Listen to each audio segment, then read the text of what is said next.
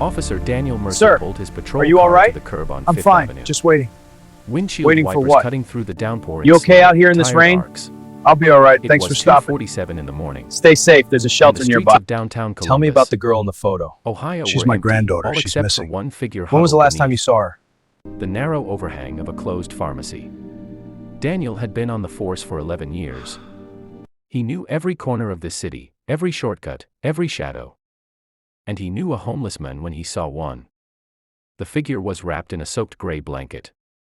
A cardboard box crushed beneath him to keep the cold concrete from stealing the last bit of warmth from his bones. A small duffel bag sat beside him, held close like it was the only thing in the world worth protecting. Daniel stepped out of the car, rain immediately soaking into his uniform collar. "Hey," he called out, approaching slowly. "Sir, you can't stay out here tonight. Temperature's dropping. There's a shelter on Madison, I can drive you." The man didn't look up right away. When he finally did, Daniel got his first look at the face beneath the hood of a threadbare jacket. And it stopped him mid-step. The man was older, maybe late 50s, with a thick gray beard matted with rain. His eyes were blue, sharp, intelligent, and deeply tired. Not the cloudy, vacant eyes of someone lost to addiction or despair. These were the eyes of a man who had thought too much and lost too much. "I'm all right, officer," the man said quietly. His voice was calm, clear, educated, even. "I'm not bothering anyone." "I didn't say you were." Daniel crouched down to his level. "What's your name?" A pause. Long enough that Daniel thought the man might not answer at all. "Thomas," he finally said. "Thomas Hale." Daniel drove Thomas to the shelter on Madison Street, but the shelter was full. Every bed taken. The woman at the front desk shook her head apologetically and handed Thomas a list of overflow options, all of them across town. None of them reachable on foot in this rain. Daniel stood there for a moment, hat in hand, water dripping from the brim. Something was pulling at him, a feeling he couldn't explain. Maybe it was the way Thomas sat quietly in the passenger seat without complaining. Maybe it was the careful, deliberate way he held that duffel bag. Maybe it was just 11 years of instinct telling him that this man's story wasn't what it appeared to be. "You hungry?" Daniel asked. Thomas looked at him. "You don't have to do that. I asked if you were hungry." A beat. Yes, they ended up at an all-night diner on Broad Street, bright fluorescent lights, cracked vinyl booths, and the smell of coffee that had been burning since noon. The waitress, a heavy-set woman named Carol who had clearly seen everything, set 2 mugs in front of them without being asked. They sat across from each other, and for the first time, Daniel really looked at the men. Thomas Hale's hands were rough, not from rough living, but from work. Real work. The kind done with tools. His nails were clean despite everything. His speech was measured, careful.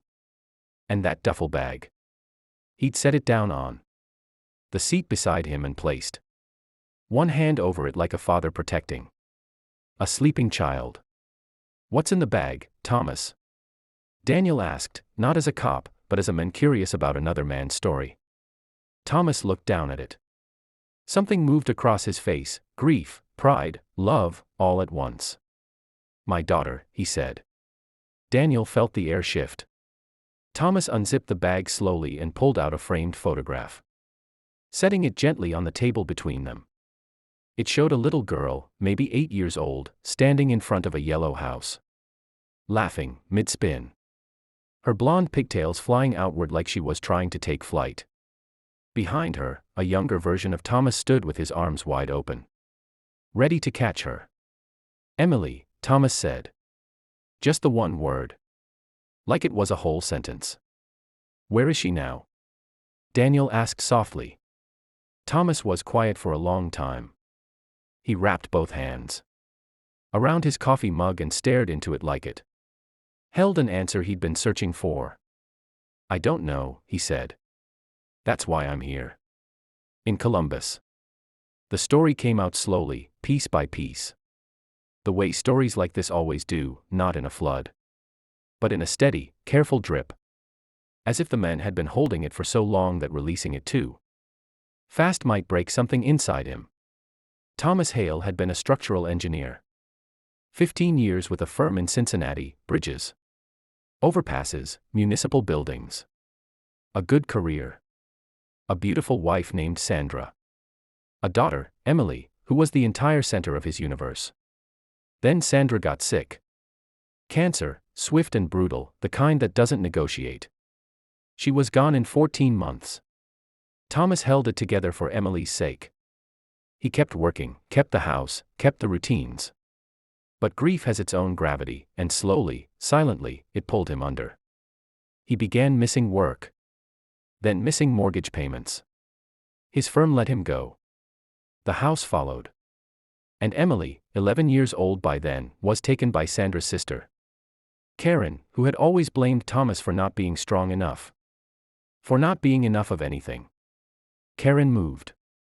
Didn't leave a forwarding address. That was 6 years ago. Thomas had spent those 6 years searching. Moving from city to city. Doing odd jobs, asking questions. Following the thinnest threads of possibility. He'd heard, through a friend of a friend, that Karen had settled somewhere in Columbus. It was the most solid lead he'd had in 3 years. "I just want to see her," Thomas said, his voice barely above a whisper. "I'm not trying to take her from anyone. I just want her to know I never stopped looking. I never stopped." He pressed 2 fingers to his lips, eyes glistening under the diner's harsh light, and said nothing more. Daniel sat very still. 11 years as a cop. He had heard hundreds of stories in diners, in patrol cars, in hospital waiting rooms and courthouse hallways. He had learned, over time, to hold a professional distance, to listen without absorbing, to care without carrying. But something about Thomas Hale had already gotten past every wall he had. Because Daniel Mercer knew what it meant to lose a daughter. His own little girl, Abby, had been taken from him by a custody battle that had gutted him like a fish and left him putting himself back together one long, quiet night at a time. He saw Abby every other weekend. It was a wound that never closed, it just learned to be quiet. He reached across the table and put his hand over Thomas's. "Tell me everything you know," Daniel said. "Every detail. The friend's name, the neighborhood, anything." Thomas looked up at him, truly looked at him, for the first time all night. Daniel Mercer went home at 6 a.m., slept for 3 hours, and woke up with Thomas Hale's story sitting on his chest like a stone. He called in a personal day. He was not supposed to use police resources for personal matters. He knew that. But he also knew people. He'd spent 11 years building a network of contacts across the city. And some of those contacts owed him favors. He made 4 phone calls before 10 a.m. By noon, he had a last name update. Karen Sullivan. Remarried. Karen Whitfield now. By 2 p.m., he had an address. His hands were shaking slightly as he drove to the shelter where he'd left Thomas that morning with a $20 bill and a promise he hadn't been sure he could keep. Thomas was sitting in the common room, that duffel bag on his lap, staring at the wall. He looked like a man who had learned not to hope too loudly, because hope had let him down so many times before. Daniel sat down beside him. "Thomas." The men turned. Daniel held out a folded piece of paper. Thomas took it. Unfolded it. Read the address written there in Daniel's neat, block-letter handwriting. For a moment, nothing happened. Thomas just stared at the paper. Then his jaw tightened. His throat moved. His eyes, those sharp, tired, intelligent blue eyes, filled up slowly. Like a dam given permission to break. "Is this?" His voice cracked. He couldn't finish. "It's current," Daniel said. "As of this morning." Thomas pressed the paper to his chest with both hands and closed his eyes. His shoulders shook once, just once. And then he pulled himself together with the quiet dignity of a man who had survived things that would have destroyed others. He opened his eyes and looked at Daniel. "Why?" he asked. "Why did you do this?" Daniel thought about Abby. About every other weekend. About the way she ran to the door when she heard his car in the driveway.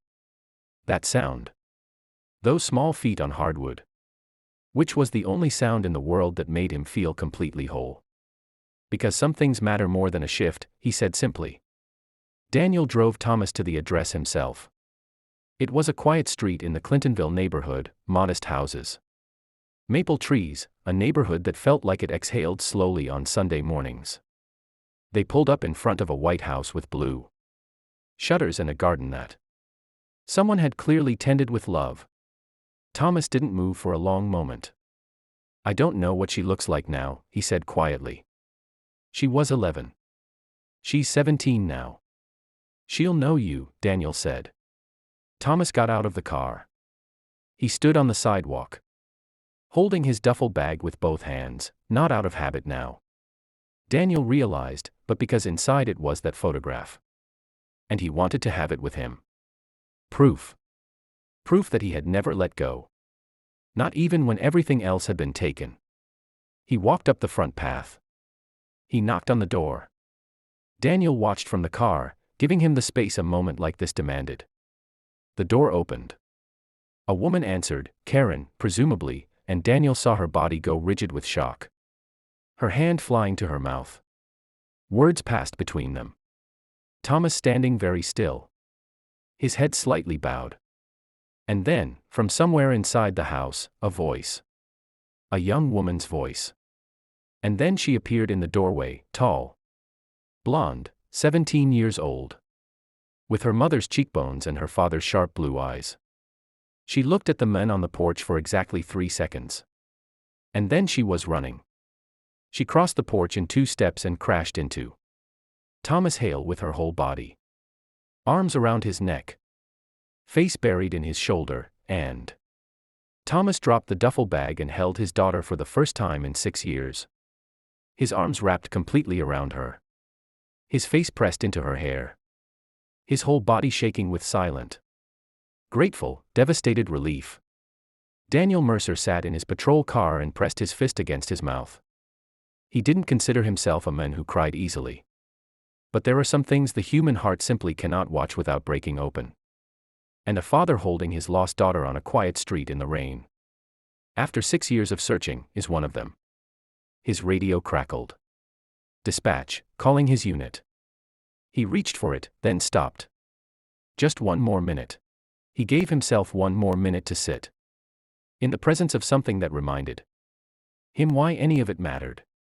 Why the long nights mattered. Why the cold streets mattered. Why showing up mattered, even when it was 2:47 in the morning and the rain was coming down and the city looked like it had forgotten how to be kind. Sometimes, it hadn't. Sometimes, a man just needed someone to stop. 3 weeks later, Daniel received a letter. No return address. Inside was a single index card, handwritten in careful block letters. She remembered the yellow house. She remembered the way I used to spin her. She said she never stopped waiting. Th. Daniel pinned it to the corkboard above his desk, between Abby's school photo and his badge. He never took it down.